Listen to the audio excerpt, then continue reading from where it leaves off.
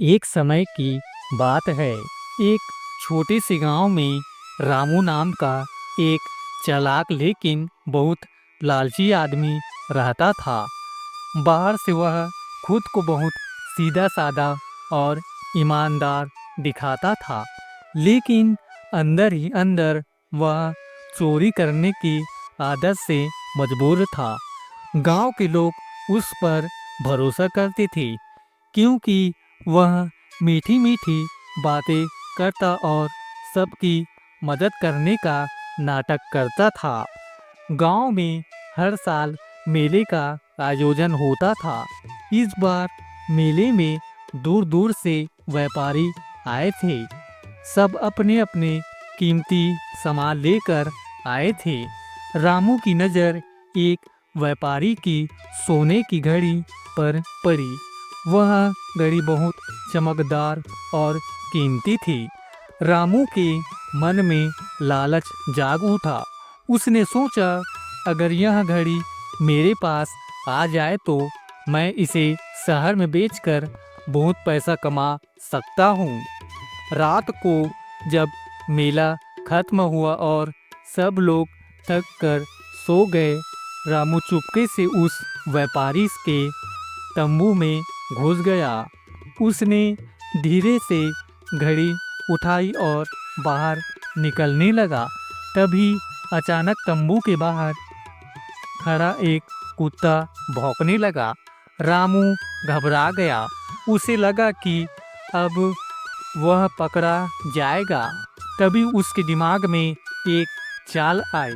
वह जोर जोर से चिल्लाने लगा, चोर चोर, पकड़ो पकड़ो। कोई चोर घुस आया। उसकी आवाज़ सुनकर गांव वाले दौड़ पड़े।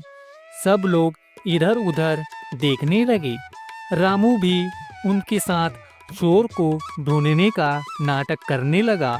व्यापारी को जब पता चला कि उसकी घड़ी गायब है तो वह परेशान हो गया। गांव वाले सोच में पड़ गए कि आखिर चोर कौन हो सकता है।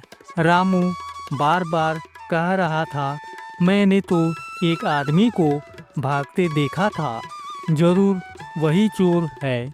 लोग उसकी बातों में आ गए, लेकिन गांव में एक बुजुर्ग थे, हरिदास जी। वे बहुत समझदार थे। उन्होंने देखा कि जब सब लोग चोर को ढूंढ रहे थे, तब रामू के चेहरे पर अजीब सी घबराहट थी। हरिदास जी को शक हुआ। उन्होंने सबको शांत रहने को कहा और बोले, चोर दूर नहीं गया होगा। सब लोग अपनी अपनी जेब और सामान दिखाएं। रामू के चेहरे का रंग उड़ गया। वह बहाने बनाने लगा, मुझे जल्दी घर जाना है, मेरी तबीयत ठीक नहीं है।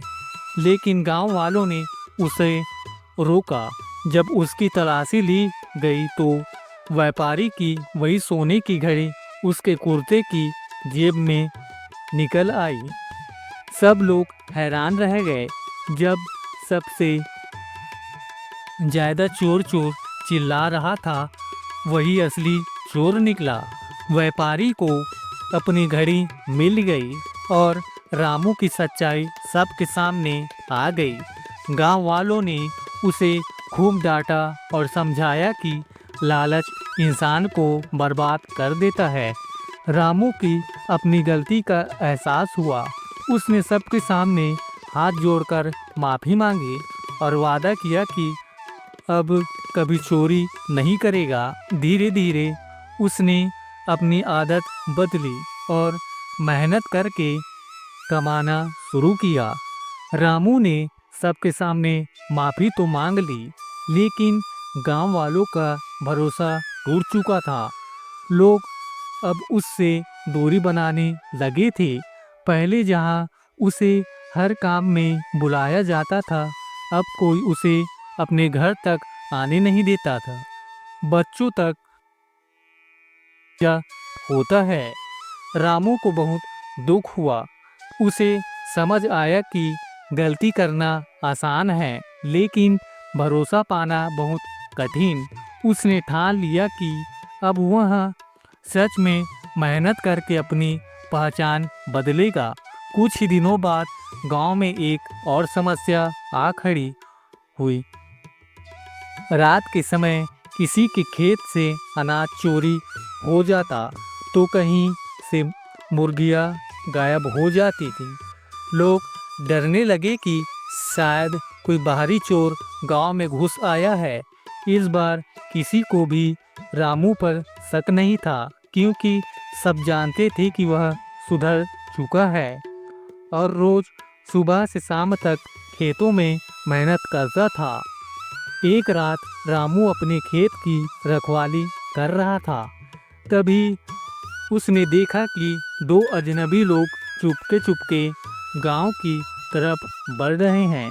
उनके हाथों में बोरे थे। रामू समझ गया कि यही असली चोर है। पहले तो उसके मन में आया कि मुझे क्या, सब जब मेरे साथ बुरा हुआ था तो किसी ने मेरा साथ नहीं दिया। लेकिन फिर उसे अपनी पुरानी गलती याद आई। उसने सोचा, अगर मैं आज भी चुप रहा तो मेरी सुधरने की कोशिश बेकार हो जाएगी। रामू ने हिम्मत दिखाई। वह धीरे से गांव की ओर भागा और जोर जोर से आवाज लगाने लगा, उठो, इस बार सच में चोर आए हैं। कुछ लोगों को लगा कि शायद वह फिर से नाटक कर रहा है, लेकिन इस बार उसकी आवाज़ में सच्चाई थी। हरिदास जी ने तुरंत लोगों को जगाया। सबने मिलकर उन अजनबियों को घेर लिया। दोनों चोर पकड़े गए। उनके बोरे में कई घरों का चुराया हुआ सामान मिला। गांव वालों को समझ आया कि इस बार रामू सच में बोल रहा है। अगर वह समय पर सबको ना जगाता तो और भी नुकसान हो सकता था। व्यापारी भी आगे बढ़ा और बोला, जिसने गलती की है उसने आज उसे सुधार भी दिया है। धीरे धीरे लोगों को भरोसा फिर से लौटने लगा। रामू को अब समझ आ गया था कि सम्मान और विश्वास मेहनत से कमाया जाता है, छल कपट से नहीं। उसने मेहनत से खेती की, दूसरों की मदद की और कभी झूठ का सहारा नहीं लिया। कई साल बाद जब कोई बच्चा शरारत या झूठ बोलता तो बुजुर्ग कहते, याद रखो, चोर मचाए शोर ज़्यादा दिन नहीं चलता, सच की जीत होती है। और इस तरह रामू की जिंदगी एक सीख बन गई। गलती करना इंसान की कमजोरी है, लेकिन उसे सुधारना लेना उसकी ताकत। अगर कहानी अच्छा लगा तो धन्यवाद।